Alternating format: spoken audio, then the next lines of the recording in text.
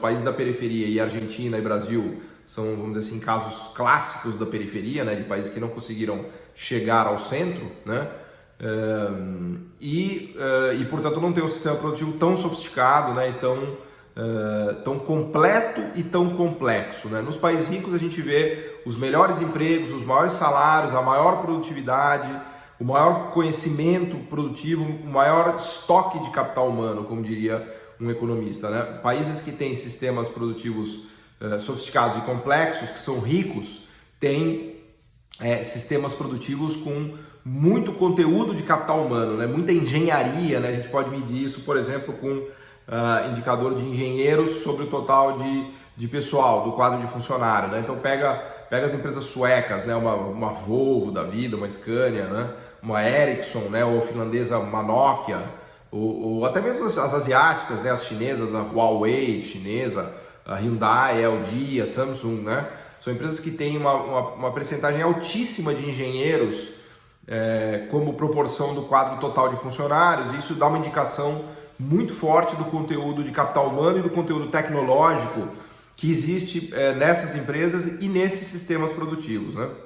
Então, um país rico é aquele que tem esse sistema produtivo sofisticado, complexo, que passou por uma transformação estrutural, né? Como o Matias sempre diz, a gente vai percorrer essa ideia, né? Ou a tentativa de transformação estrutural que se fez na Argentina sem êxito, né? Ou com êxito parcial, com êxito intermediário, assim como foi a tentativa de transformação estrutural da economia brasileira, que também atingimos um nível de renda per capita entre 10 e 15 mil dólares, mas muito longe, né, de sermos um país rico. Então, essa transformação industrial que sai da agricultura para a indústria low-tech, de pouco conteúdo tecnológico, para a indústria medium-tech, que já carrega um pouco mais de conteúdo tecnológico, para, por fim, chegar numa indústria high-tech, super high-tech, né, e desenvolver os chamados serviços empresariais sofisticados, atrelados a essa indústria super high-tech, é o que caracteriza o desenvolvimento econômico e é o que caracteriza uma economia rica, né? Então, nas economias ricas, as empresas são praticamente universidades produtivas. Tamanho é o conhecimento e o conteúdo tecnológico que elas carregam, né, nas suas plantas produtivas, nos seus cérebros, nos seus engenheiros, né, no seu aparato de produção, que a gente pode até mesmo chamá-las de universidades produtivas, né? Que elas têm muito conteúdo de informação e muito conteúdo tecnológico, né? E é isso que caracteriza a riqueza das nações, né? Salários altos, produtividade, capacidade de inovar, capacidade de investir para se manter na fronteira de tecnologia, né? Então, isto que é um país rico, é isto que é um país desenvolvido, né? Isso se contrapõe, obviamente, a países que têm recursos naturais muito abundantes em relação ao tamanho da sua população, né? Que certamente é o caso da Argentina desde sempre, né? E essa ideia do Matias, da visão meio mítica, né, da Argentina rica no início do século XX, tem a ver com isso, né? A Argentina, no início do século XX, era fazendo mal comparando, é como se fosse uma espécie de Qatar, né? Ou de Dubai, ou sei lá, de uma Arábia Saudita em relação ao petróleo, né? São países que têm uma renda per capita elevada, né? Especialmente a Arábia Saudita até tem algum desenvolvimento industrial, desculpe, mas se a gente pegar economias menores, né? Tipo Emirados Árabes, por exemplo, que estão investindo muito para tentar criar uma economia de serviços, inclusive ficar pouco dependente do petróleo, né? Mas quando você tem recursos naturais, volume de recursos naturais muito grande em relação ao tamanho da população, a renda per capita fica grande, há uma ilusão de riqueza ali, que na verdade é apenas um extrativismo, né?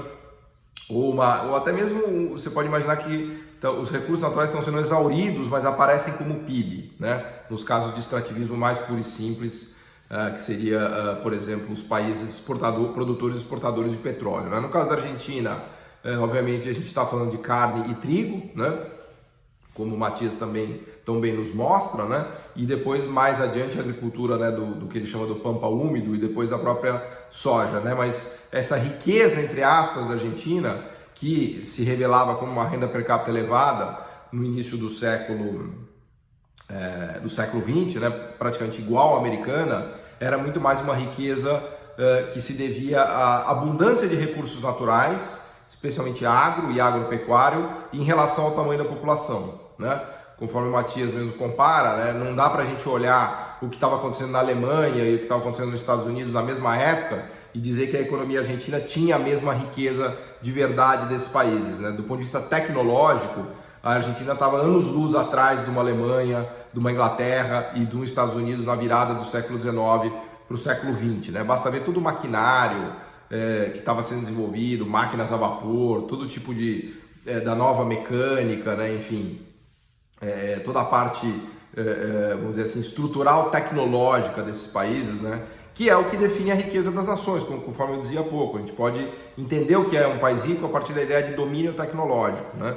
E esse domínio tecnológico que permite o país ficar nessa fronteira de inovações de investimento, carregar alto conhecimento produtivo, carregar muito capital humano, carregar produtividade, né? No que os economistas chamam de atividades que têm economias de escala e economias de escopo, né? Em que uma pessoa é capaz de produzir muito, né? Porque ela tem acesso a máquinas e equipamentos que tornam a produtividade dela altíssima, né?